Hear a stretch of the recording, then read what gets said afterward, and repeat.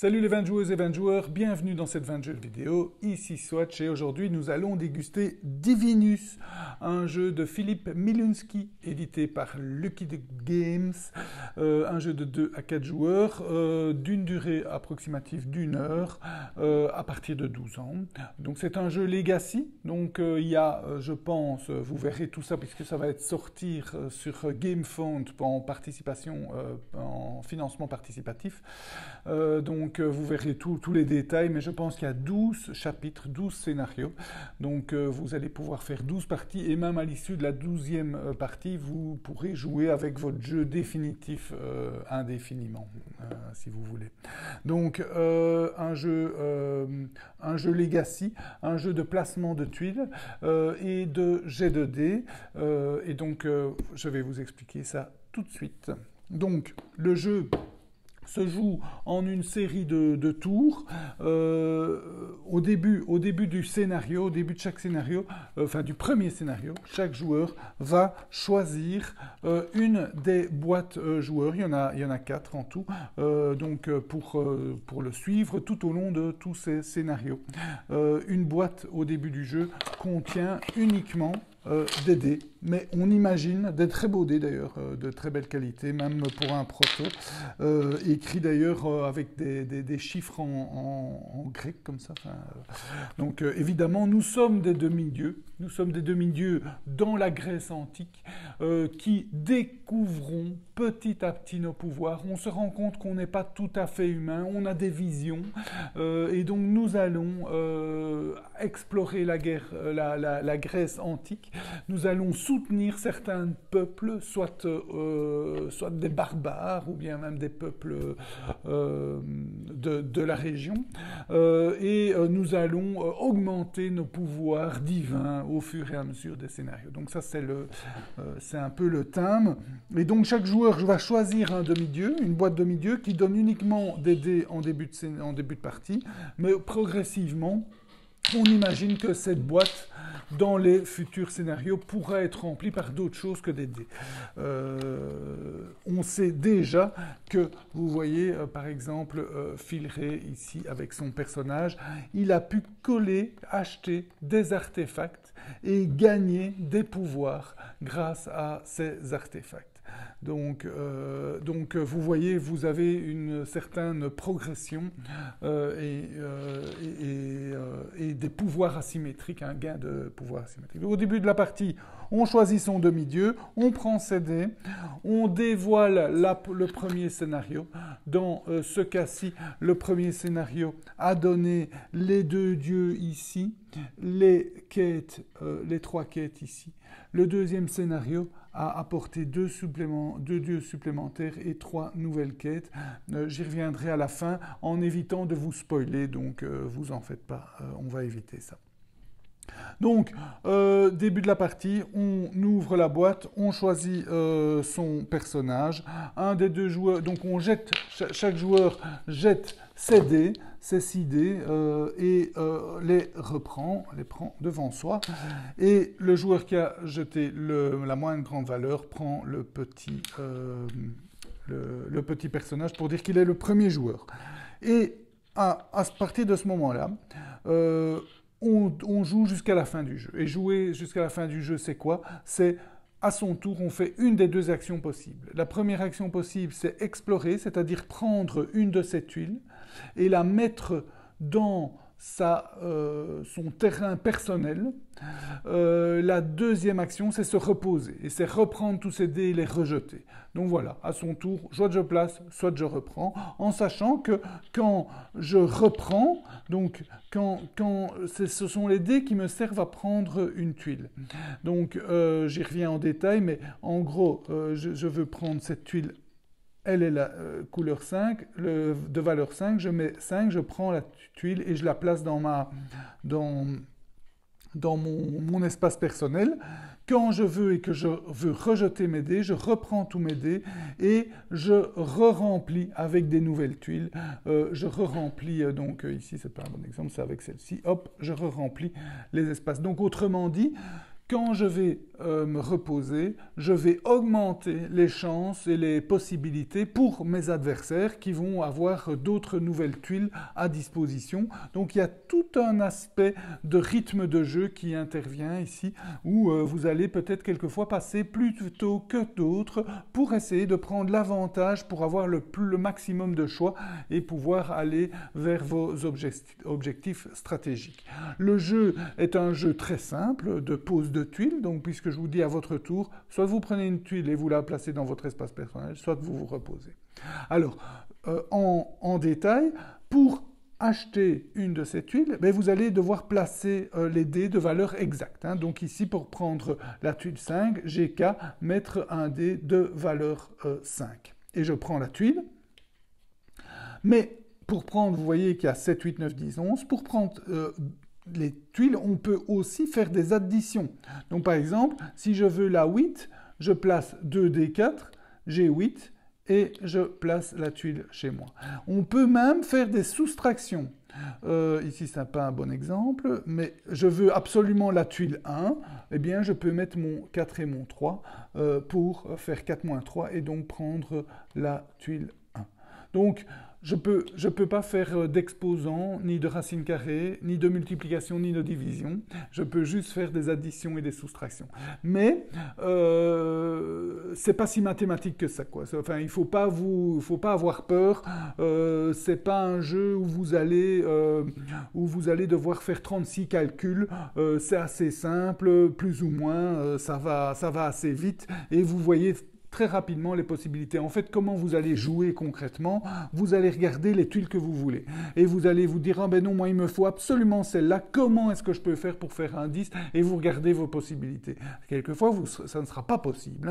Si vous avez que des chiffres impairs, ça risque d'être difficile d'avoir un 10.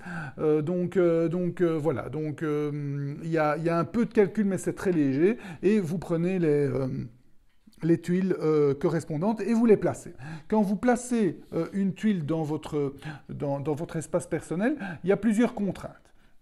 La première, c'est que votre espace théorique est de 4 x 4. Donc, vous ne pouvez jamais dépasser. Donc ici, je ne peux jamais prendre une tuile et la mettre ici parce que ça me fait 4 x 5. La deuxième règle, c'est que la première tuile, vous la placez évidemment où vous voulez, vous la placez comme ça, il n'y a pas de souci. Les autres tuiles doivent être toujours adjacentes à une tuile sur le tableau et adjacentes orthogonalement, évidemment, pas en diagonale. Et les terrains doivent correspondre. Il y a 3 types de terrains, montagne, plaine, océan. Donc c'est très simple, tout doit correspondre et vous placez, donc ici vous placez vos tuiles en faisant des correspondances. Voilà, ici, je ne sais pas, voilà par exemple, etc. Donc vous devez faire correspondre bien les 3 types de terrains. En général, c'est pas trop compliqué. À la fin, vous avez peut-être des espaces comme ça. Il faudra un peu plus chercher, mais il y a toujours une possibilité. Donc il est rare que, en tout cas, on n'a pas eu dans nos parties, on n'a pas eu un joueur qui était complètement bloqué. Donc comme il n'y a que 3 types de terrains, tout ça est faisable. Dès qu'un joueur a rempli son carré de 4 x 4, le jeu est terminé. Alors, en cours de partie, il y a des quêtes. Donc, on a ici, dans le premier scénario, 3 quêtes. Et c'est simple, dès qu'un joueur a la quête, il gagne son avantage. Alors, c'est quoi l'objectif du jeu? L'objectif du jeu est, vous le voyez sur l'app ici, est d'avoir le plus je ne sais pas comment on appelle ça, de points de gloire, ok, merci Filré, de points de gloire rouge et bleu. Celui qui en a le plus de points de gloire rouge aura son avatar au top d'ici, le plus de points de gloire bleu, son avatar au top de cette colonne-là, et l'addition la plus élevée aura son avatar. Évidemment, votre objectif, c'est d'avoir votre avatar le plus haut possible. Donc, ça, c'est le but du jeu. Et comment vous allez gagner les points de gloire? Eh bien, en réalisant les quêtes, par exemple. Donc, par exemple, en réalisant cette quête-ci, c'est-à-dire vous êtes le premier à avoir 4 symboles de la faction bleue dans votre map. Et vous voyez ici, la map de Filray donne 1, 2, 3, 4, 5, 6. Donc, dès qu'il en a eu 4, s'il était le premier, hein, imaginons que ça c'est le début de son jeu, il en a 4, pouf, il place celle-ci, clac, il a 4 symboles bleus, il réalise la quête. Quand on réalise la quête, vous voyez déjà son bénéfice, il gagne un point de gloire bleue et il doit l'indiquer dans l'application. Donc il doit cliquer sur l'onglet quête, il dit la quête qu'il a réalisée, il dit oui, je l'ai réalisée, il dit c'est moi, Filray, qui l'a réalisé, et il gagne un bénéfice. Et en plus, enfin non, il y a toute une histoire, il y a beaucoup de texte sur l'application, donc vous pouvez lire, ici n'ayez pas peur, elle est en anglais parce qu'on est dans le proto, mais je pense que le jeu sera disponible en français. Donc vous choisissez ici, alors il y a des choix, hein, qu'est-ce qu'il veut faire, est-ce qu'il veut construire une fortification pour protéger son peuple ou un cercle pour adorer son Dieu. Imaginons qu'il choisisse le cercle pour adorer son Dieu. Il gagne un point de gloire bleu. Et en plus, il doit appliquer un sticker ici, une ville, enfin c'est son cercle d'adoration sur une des tuiles. Alors comment ça se fait? Je vais vous montrer ça tout de suite. Voilà, il gagne encore un petit... oui, il doit encore mettre des stickers sur les factions. Et voilà, et il revient sur le tableau central et vous voyez qu'il a gagné un point bleu. Il a 1 et en tout, ben, il a 1 point l'addition de bleu. Et donc, il commence à prendre l'avantage et il réalise sa quête. Et donc, comme vous avez vu, quand on réalise la quête, non seulement on gagne le point de gloire, mais en plus, on gagne d'autres avantages. On peut gagner des stickers que vous pouvez mettre sur vos dés. Donc, vous voyez ici, le 1 est devenu 12. C'est toujours intéressant d'avoir des valeurs élevées où vous avez des stickers comme ça, où ouais, quand vous tombez sur cette valeur-là, ben, vous avez le choix de choisir la valeur de votre dé, 2, 4 ou 6, etc. Hein. Voilà ici 1 ou 6, etc.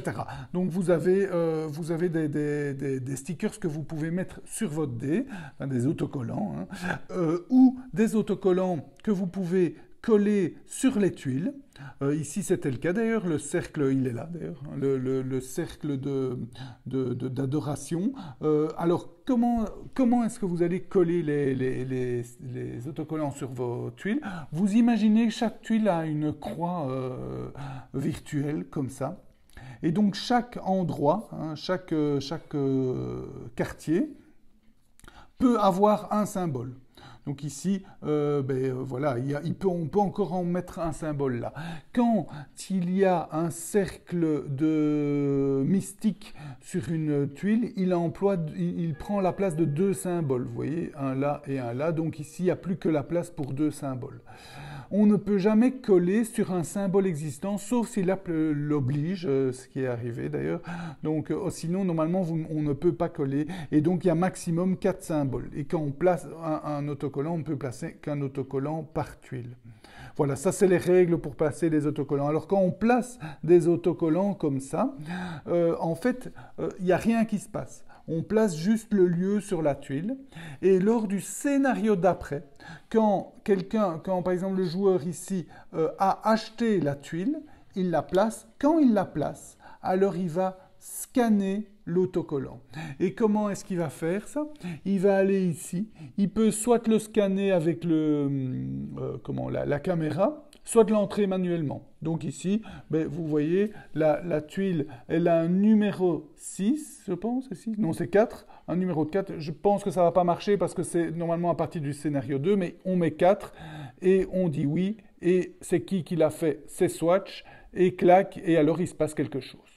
Vous voyez ici, il dit que c'est une erreur parce qu'évidemment le sticker ne se placera que lors du premier chapitre et donc ne pourra être actionné qu'au deuxième chapitre. Mais alors on va dire qu'est-ce qui se passe? Ah ben voilà, vous demi-dieu Swatch, entrez dans le cercle d'adoration et il se passe quelque chose. Et en général, vous allez avoir un bénéfice ou vous allez pouvoir désigner même un adversaire qui aura un maléfice.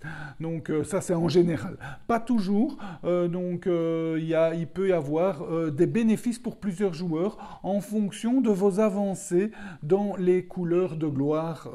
Donc si un joueur a plus de couleurs de gloire que vous, il pourra aussi gagner le bénéfice du terrain que vous explorez. Et donc c'est ça un peu cet aspect legacy, c'est que progressivement vous allez coller des autocollants sur vos tuiles et vous allez découvrir des nouveaux lieux et progresser dans la partie. Voilà, donc oui, la fin, donc en cours de partie, on va scorer les quêtes et à la fin du jeu, à la fin de la partie, dès qu'un joueur, et c'est immédiat, dès qu'un joueur place sa 16e tuile, on va comptabiliser les deux dieux. Donc ici, le dieu Gava et le dieu Ymir. Le dieu Gava va donner pour chaque type de terrain, vous voyez, montagne, mer et plaine, va donner des points de gloire rouges pour celui qui en a le plus de terrain. Donc vous regardez sur votre map, hein, votre terrain, vous regardez ici le nombre de terrains, par exemple, montagneux, il en a un. On ne regarde pas si c'est achevé ou pas, hein. C'est pas comme Carcassonne, ça ne doit pas être achevé. Donc là, ça fait 1, 2, 3, 4, 5, 6. Il a 6 terrains, montagneux. On compare avec les autres. Celui qui en a le plus remporte le point de gloire en question. On regarde ça pour chaque terrain. Celui qui a le plus de terrains de chaque type pour le dieu Kava, c'est celui qui a le plus de chaque... En cas d'égalité, on compte le nombre de symboles factions, peu importe la faction, dans le terrain en question. Donc imaginons qu'il y a 2 joueurs qui ont 1, 2, 3, 4, 5, 6 montagnes. Eh bien, à ce moment-là, on compare Filré. Ici, il a 1, 2, 3, 4, 5, 6, 7, 8, 9 jetons factions sur ces montagnes. S'il est celui qui en a le plus, eh bien, il remporte l'égalité et donc il reçoit le ou les points de gloire en fonction du nombre de joueurs. Donc ici, si on joue à 2 joueurs, c'est juste 1 point de gloire pour celui qui en a le plus. Si on joue à plus de joueurs, c'est 2 points de gloire pour celui qui en a le plus. Donc, on comptabilise Kava et puis on comptabilise Ymir, qui est celui qui a les plus grands terrains. Donc lui, le plus grand terrain dans chaque type de terrain, donc plaine, eau et montagne. Donc ici par exemple, vous avez la montagne fait 1, 2, 3, 4, donc c'est sa plus grande. La plaine ici fait 1, 2, 3, 4, 5, 6, 7, 8. Et on compare et celui qui en a le plus reçoit chaque fois le point ou les points en question. Et en cas d'égalité, même chose, on compte le nombre de jetons faction. Et puis voilà, à la fin du scénario, on voit celui qui a le plus de points de gloire dans chaque dieu, et c'est lui qui l'emporte le chapitre en question. Mais on passe alors au chapitre suivant. Et donc ici, au chapitre 2, qu'est-ce qui s'est passé? En gros, sans vous spoiler, on rajoute 2 dieux, donc qui vont donner des objectifs encore différents, qui vont donner en fait ici, dans cette partie, des objectifs sur les factions. Et on va supprimer ces 3 quêtes-là, et on va ouvrir 3 nouvelles quêtes qui vont demander d'avoir des artefacts et de forger, puisque vous le voyez peut-être déjà ici, mais il y a des autocollants à gagner, donc il y a des nouvelles actions supplémentaires. Donc ici, dans le deuxième scénario, eh bien, vous allez pouvoir forger, donc mettre des autocollants en faisant cette action-là, c'est-à-dire en mettant des valeurs de dés qui ont une valeur comme celle-ci. Donc par exemple, je mets 5 et 4, ça fait 4 moins 5, ça fait moins 1. Donc je vais pouvoir prendre un de ces 2 autocollants pour le coller sur mon dé. Ça, c'est l'action supplémentaire qu'on peut faire ici. Et l'action supplémentaire qu'on pouvait faire ici, en mettant la valeur de dé totale, c'est de gagner une habilité spéciale définitive pour son personnage. C'est un artefact que je vous avais expliqué en début de partie. Donc vous voyez dans notre partie, partie, c'est Phil Ray qui a tout rasé. Il a pris les trois artefacts, parce qu'en plus, il y a un jeu d'être le premier à celui qui construit le plus dans les deux forges, qui reçoit aussi des points de gloire bonus. Donc voilà, ça c'est pour le deuxième scénario, mais évidemment il y a plein de surprises parce que chaque fois que vous allez scanner un endroit, eh bien vous allez voir découvrir ce qui vous attend, vous allez avoir des bénéfices ou des maléfices, vous allez même pouvoir rejouer des choses comme ça ou empêcher, retirer des tuiles, pas retirer des tuiles, on l'a pas vu ça, mais retirer des icônes chez l'adversaire, etc. Donc voilà un jeu assez riche, finalement un jeu simple, hein, c'est très simple, hein, soit je prends une tuile, soit je me repose. Deuxième chapitre, il y a déjà plus d'actions possibles, donc les choix vont augmenter.